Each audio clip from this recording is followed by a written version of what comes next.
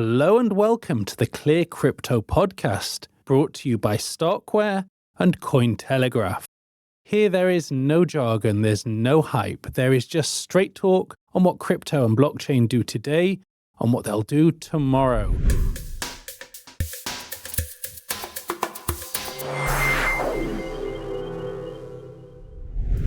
Clear and crypto, if you've ever thought that it sounds like there's a contradiction in terms there, this is the show for you. Whether you're crypto native and live and breathe this stuff, or whether you're new to the space and you want to understand what it's all about, we are the show to take you through this journey. I'm Nathan, a journalist who's fallen into crypto. How do crypto tokens sometimes make more crypto tokens? That is the topic for today. We're going to be talking about staking, which is a process by which you entrust some of your crypto to the blockchain with the expectation, with the hope that it will grow.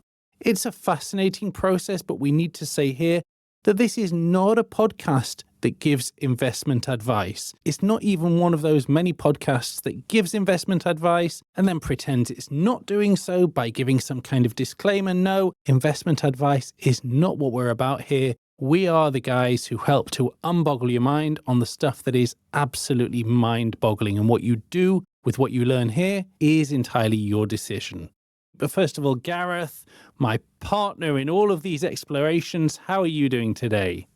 Hi, Nathan. I'm very well. Great to be back for another episode of the Clear Crypto podcast.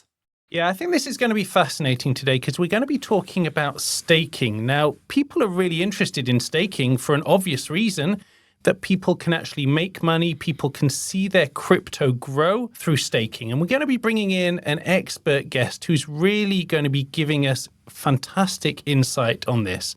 But before we get going, Gareth, in really straightforward terms, what is staking?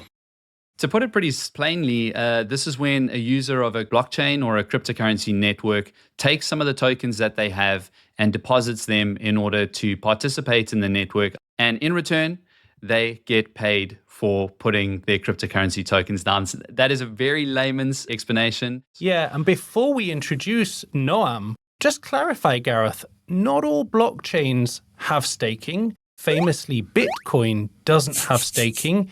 Can you clarify that? Why some do and some don't? If you look at the history of blockchains, Bitcoin was the preeminent blockchain and preeminent cryptocurrency that solved many problems with internet money or internet cash. And that works on a proof of work system. And that requires you to solve a complex mathematical problem. And in doing so, you have to expend a lot of electricity. The move to staking means that blockchain networks don't have to require a huge amount of energy to maintain the network or secure the network.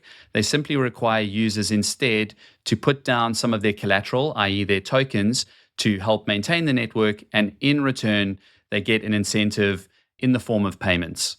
That's really useful background, Gareth. And I know that you set a challenge to me earlier today, and you told me to come up with a bit of background that will be useful for listeners and viewers before we talk about staking. So I made a few notes. Here are my thoughts. I was thinking about how blockchain and crypto are obviously different to other systems, and the whole thing that we love about them is that they're decentralized, meaning you don't have a single person who controls them. You don't have the equivalent of the governor of the bank. Instead, you have loads of people all over the world who are sharing the power. That is decentralization. Now, it's all very well getting rid of that central person who runs everything, but there is one advantage of having the governor and the governor's team, which is that they do a load of work. Who does the work for a blockchain? Who keeps it running? Who keeps it operating smoothly? And that question is basically what staking is answering, because what we need, instead of having the governor, we need lots and lots and lots of volunteers. And volunteers need to be incentivized. How do you incentivize volunteers to do the work? Staking is the answer. Staking is the remarkable mechanism that actually, in the world of blockchain, gets people volunteering to keep that blockchain running. Now, what people do if they want to stake, they put some of their tokens, essentially some of their digital money, down on the table. By doing this, they're saying, okay, we're taking this task of running the blockchain seriously. Here's some of our money. We're putting it down. We're showing that we're serious about doing this. And once they've done the work, they get rewarded with some extra tokens as a token of gratitude, quite literally from the blockchain to them for doing this job. And the beauty of the system is that it's cheat resistant. Even if one of the volunteers is dishonest, the system stays honest. To unpack this subject of staking, we are joined by a professor who has actually designed a staking system himself. He is Professor Noam Nissan. He's a top computer scientist.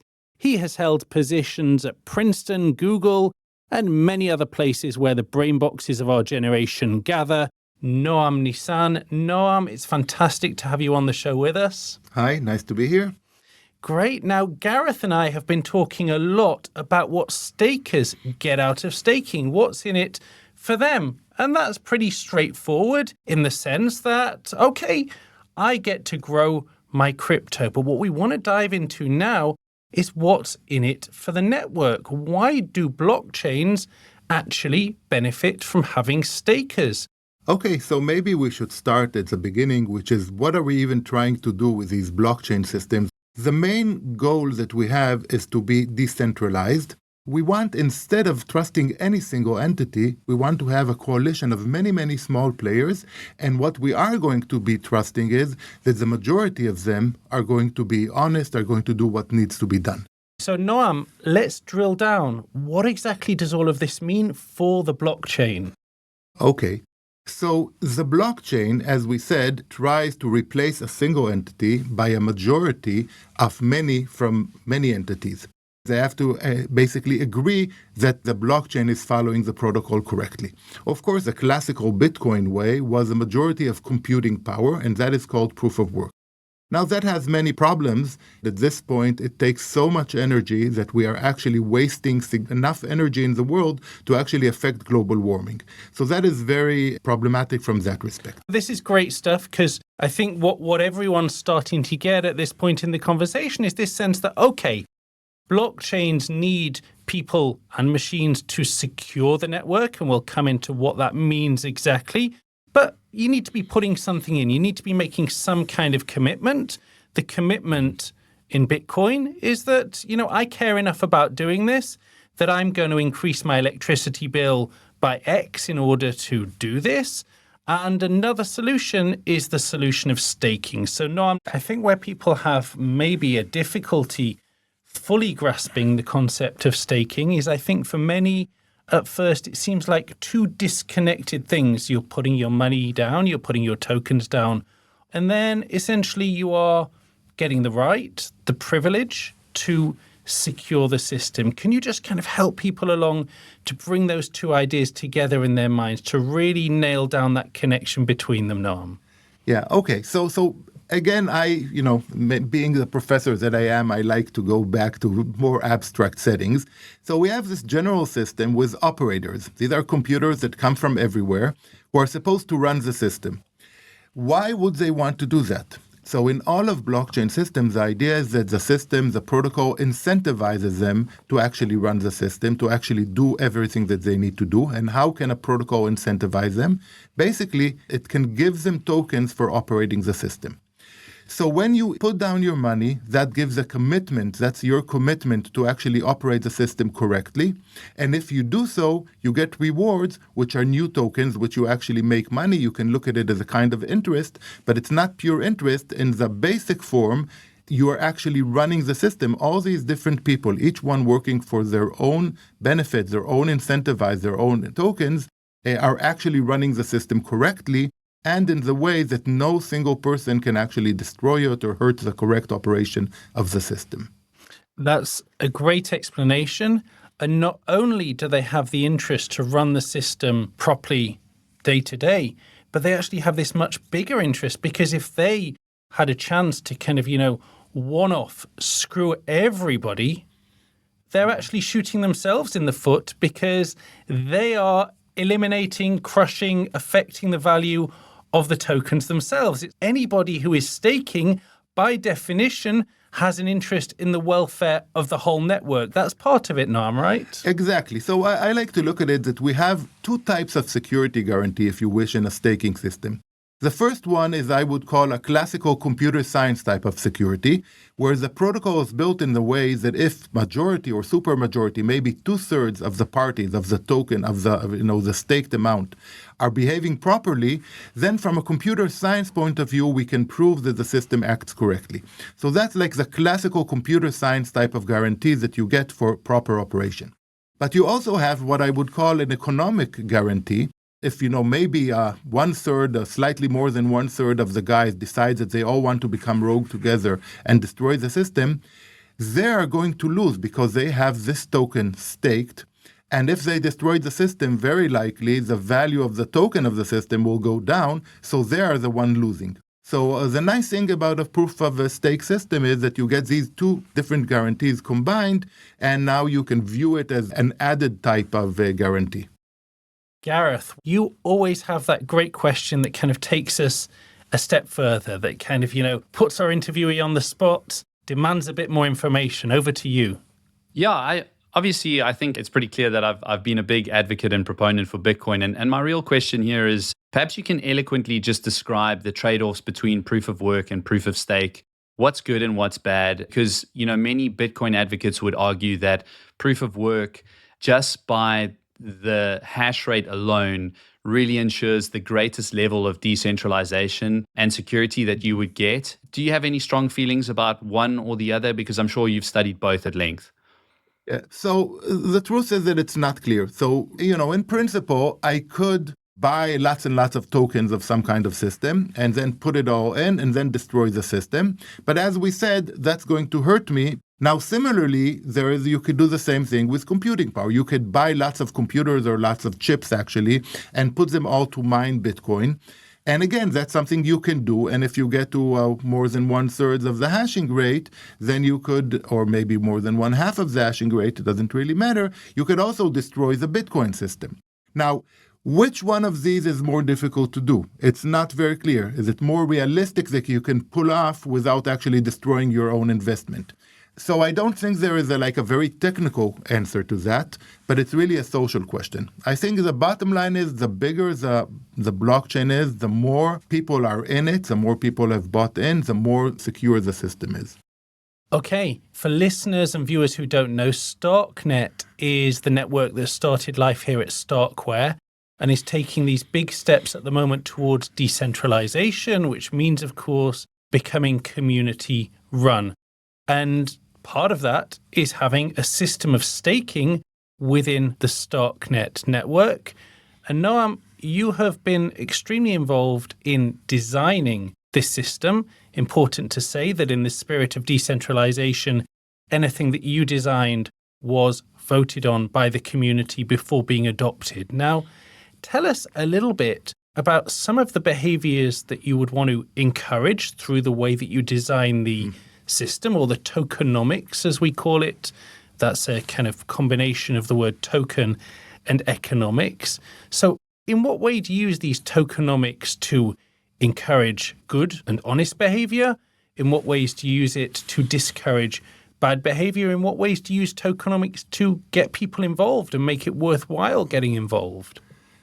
Okay, so let me start by saying that when you do the right thing, you get rewarded. And when you don't do the right thing, you don't get rewarded. And what does that mean, doing the right thing, not doing the right thing? So in the simplest, there are a bunch of, let's say, duties for an operator of the system.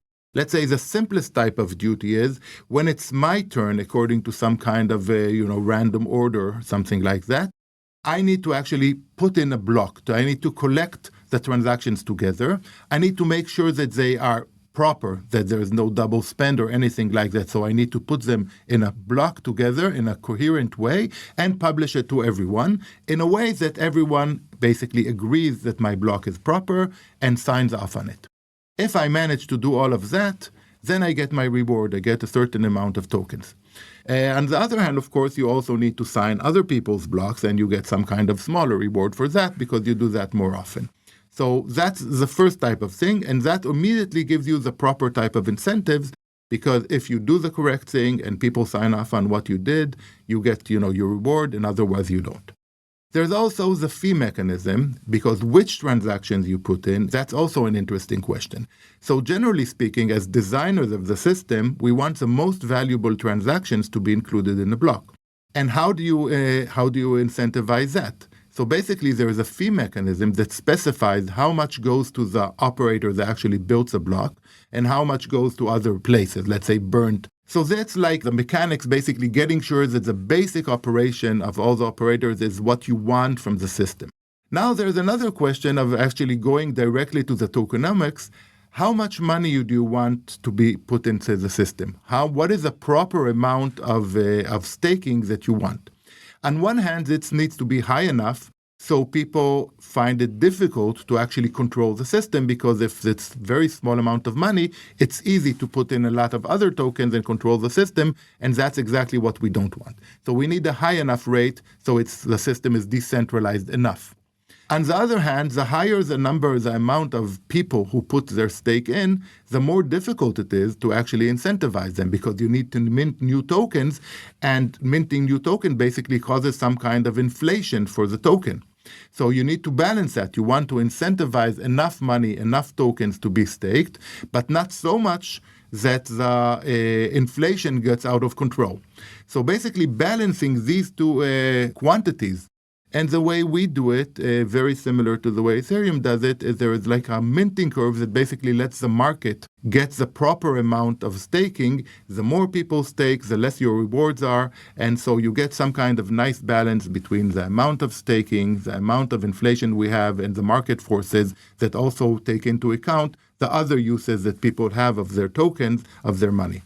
It's really fascinating stuff, Gareth. We've often talked about our feeling of excitement that, we're basically getting a front row seat in our field to the building of a new economic system. And, we talk about all the interesting elements of that. But here it feels like we're right by the side of, almost the Chancellor's office, seeing how those tokenomics come together, seeing how the economic system that incentivizes people just enough to get involved, to keep the system honest, and how all of this can work without one central party overseeing it. Do you share that sense of excitement?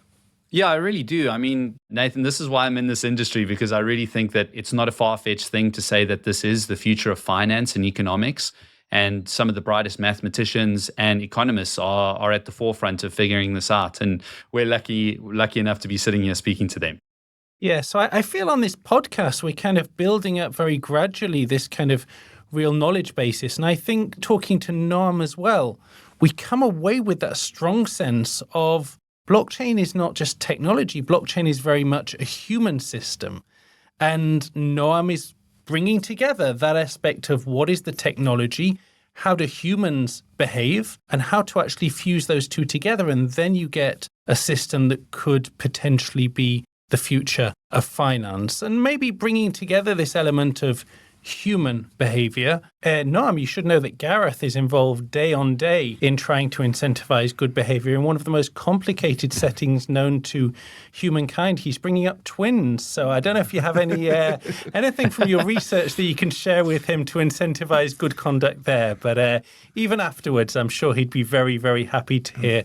Noam, I feel that we're just scratching the surface of this topic, but we do need to finish up. I really hope that you're going to come back and talk to us again soon, take us a little bit deeper into the world of staking, because this is just such a fascinating topic. Gareth, just before we finish up, tell listeners and viewers, if they can't wait until the next episode of Clear Crypto Podcast to see you and hear from you, just remind us where we can do that. Yeah, that's right. Myself and Robert Baggs co-host Cointelegraph's daily X Space, 3:00 every day, Central European time. That's 9:00 Eastern time on X. We go live for an hour. We discuss the biggest news stories of the last 24 hours. We give you a fresh market update. And of course, we have big name guests like Noam. So if you want to join us, please do. We're every day live on X. So you'll find that on Cointelegraph's X page. All that remains for today is to thank everybody who's tuned in Viewers, listeners, thank you so much for joining us for this episode of the Clear Crypto Podcast, brought to you by Stockware and Cointelegraph, edited and produced by our friends over at Tonal Media.